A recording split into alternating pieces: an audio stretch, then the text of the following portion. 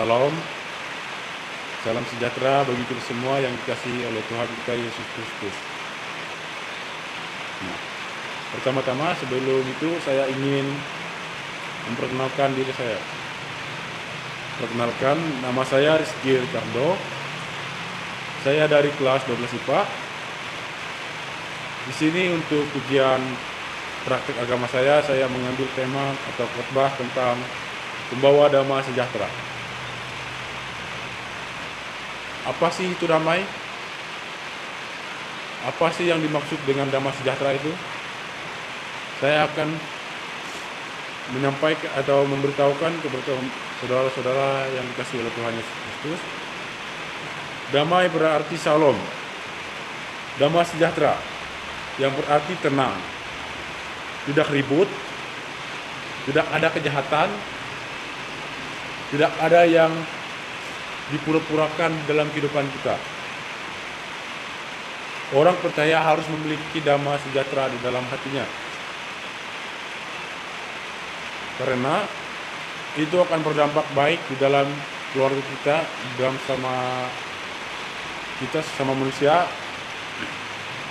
Dan yang diinginkan Tuhan itu harus mempunyai ada rasa damai di dalam hati, harus mempunyai rasa tentram. Nah, seperti yang saya ambil nasnya Alkitab dari Kolose 3 ayat 5, boleh teman-teman baca atau saudara-saudara baca. Namun sini saya akan membaca sendiri. Hendaklah dalam hatimu hendaklah damai sejahtera Kristus memerintah dalam hatimu. Di sini sudah Tuhan sampaikan, hendaklah damai sejahtera memerintah di dalam hatimu. Maksudnya ini, damai sejahtera itu yang memerintahkan di dalam kehidupan kita, di dalam hati kita. Damai itu tidak hanya diucapkan oleh mulut, tapi harus dipraktikkan dalam kehidupan kita sehari-hari. Kalau kita cuman mengucapkan atau berbicara tentang damai, tapi tidak kita praktikkan dalam kehidupan sehari-hari, itu sama saja sia-sia atau cuma-cuma. Itu tidak setuju dan tidak berkenan di hadapan Tuhan. Yang Tuhan inginkan di sini adalah kita hidup berdasarkan damai, berdasarkan hati keinginan kita. Dan damai itu harus memerintah di dalam kehidupan kita.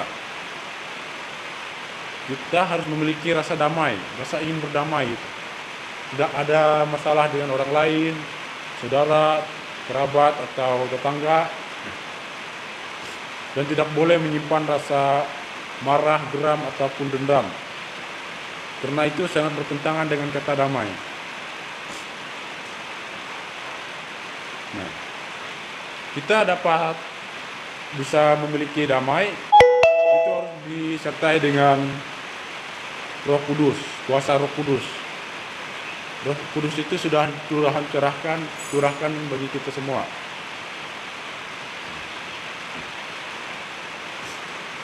Saya akan baca lanjut tentang firman Tuhan yang saya baca tadi. Damai sejahtera dalam hatimu. Kristus memerintah dalam hatimu. Hendaklah damai sejahtera Kristus memerintah dalam hatimu. Karena untuk itulah kamu telah dipanggil menjadi satu tubuh dan bersyukur. Di sini sudah jelas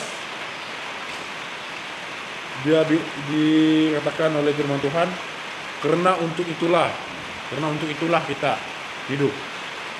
Untuk berdamailah kita hidup dalam dunia ini. Tuhan menginginkan itu. Makanya kita hidup, kita sudah mempunyai tujuan hidup, mempunyai komitmen atau rencana Tuhan. Apa sih yang Tuhan inginkan dalam hidup kita? Yaitu salah satunya kita harus mempunyai rasa damai dalam hati. Karena dia bilang di firman Tuhan ini, karena untuk itulah kamu telah dipanggil. Telah dipanggil maksudnya ini sehingga kita hadir, ada di dalam kehidupan ini, di dunia ini. Kita berarti sudah dipanggil untuk Tuhan, atau kita dipanggil menjadi hak milik Tuhan, hak kepunyaan Tuhan, atau menjadi anak Tuhan. Itu yang artinya dipanggil di dalam firman Tuhan.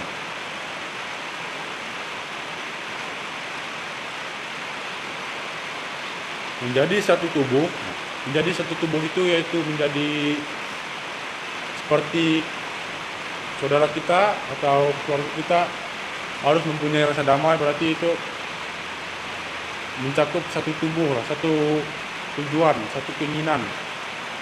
Satu tubuh itu bukan hal yang macam atau ya hal yang lain, tetapi satu tubuh itu mempunyai sama rasa dalam hati, rasa damai, saling mengampuni, saling memaafkan.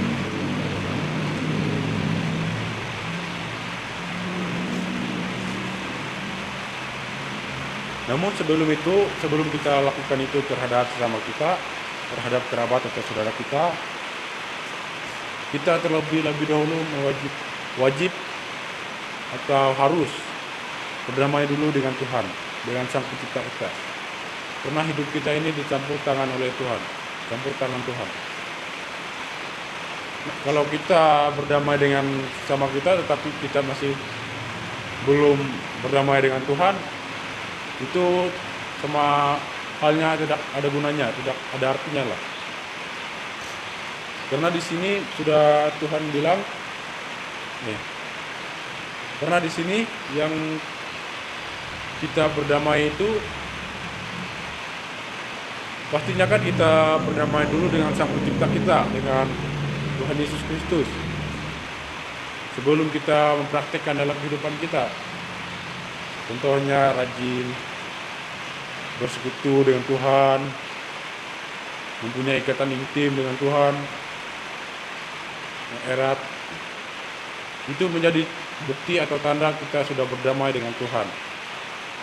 Sebelum kita damai kepada teman-teman kita, saudara kita, atau tetangga, kerabat.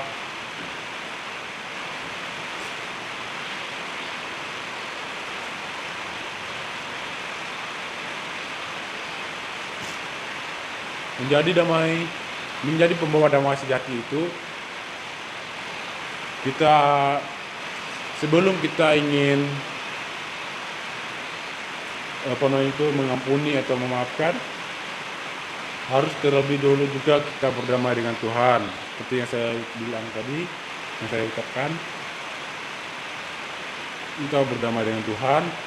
Nah, setelah kita sudah berdamai dengan Tuhan, kita segala dendam atau masalah kita harus buang jauh-jauh dari itu, karena itu sangat bertentangan dengan kata arti damai. Kalau kita tidak membuang atau mengampuni orang, berarti kita di dalam hati kita masih belum ada rasa damai, masih belum ada rasa ketentraman di dalam hati, masih gelisah, masih ada masalah dengan orang lain atau saudara kita. Nah, makanya terlebih dahulu kita harus mengampuni orang, buang jauh-jauh rasa dendam, buang rasa benci terhadap teman, saudara, atau tetangga.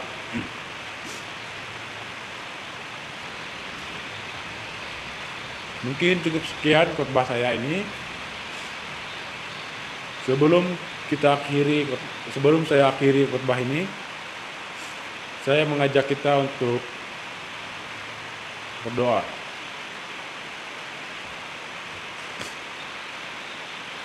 Ya Tuhan, terima kasih ya Tuhan atas kasih karunia yang telah Kau berikan kepada kami, terlebih juga kepada aku, atas napas kehidupan yang telah Kau berikan kepada aku, kesehatan, kekuatan. Dan terima kasih ya Tuhan atas perlindungan penyertaan-Mu semalam yang telah berlalu. Dan pada saat ini ya Tuhan, saya melaksanakan ujian praktek agama yang dilaksanakan sistem daring atau online. Hingganya Tuhan menyertai atau memberkati, dan ya Tuhan, doaku supaya menjadi berkat, menjadi teladan bagi teman-teman saudara yang sekalian. Hendaklah dalam hati kami mempunyai rasa damai, saling mengampuni satu sama lain. Tidak ada rasa benci, tidak ada rasa geram, dan tidak ada rasa marah. Biarlah Roh Kudus yang menuntun kami untuk menjadi lebih baik, menjadi pribadi yang lebih baik lagi ya Tuhan. Hanya di dalam nama-Mu Tuhan Yesus Kristus saya mengucapkan haleluya, amin.